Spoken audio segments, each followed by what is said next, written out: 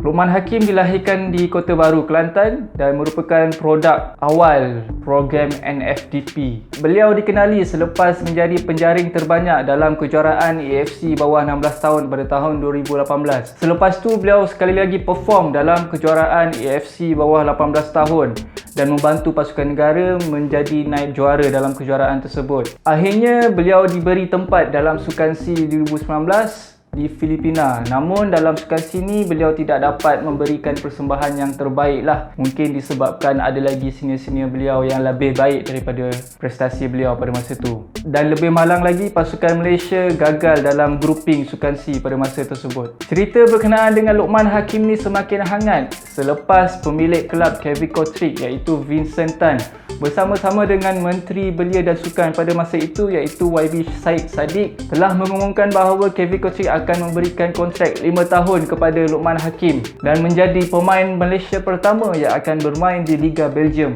Tetapi kontrak tersebut hanya akan ditandatangani selepas beliau berusia 18 tahun iaitu pada Mac 2020. Sebabnya FIFA tak benarkan kelab untuk tanda tangani pemain yang berumur di bawah 18 tahun. So sementara tu Luqman Hakim yang berusia 17 tahun dan lebih membimbangkan lagi iaitu penularan COVID-19 di seluruh dunia.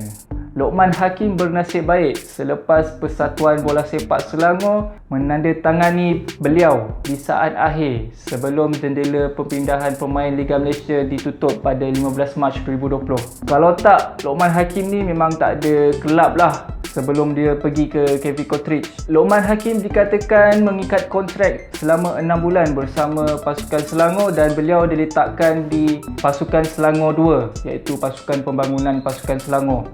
Ini untuk memberikan lebih minit permainan kepada beliau dan mengekalkan kejelasan beliau lah.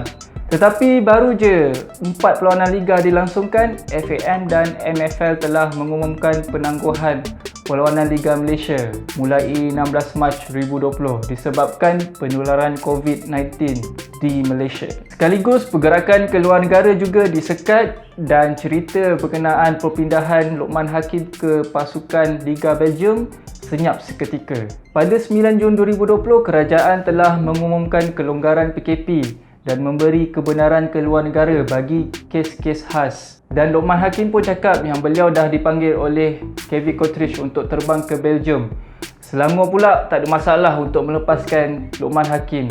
Tetapi TMJ pula dedahkan cerita hangat. Katanya Luqman Hakim ke KV Kotrik atas kepentingan politik, bukan disebabkan merit yang beliau power atau terbaik. Katanya pendadahan TMJ ini adalah daripada mulut Vincent Tan sendiri yang mengatakan beliau sebenarnya tak minat pun nak ambil Luqman Hakim ni, tetapi disebabkan request oleh Tun Dr. Mahathir Mohamad dan YB Syed Saddiq masa tu.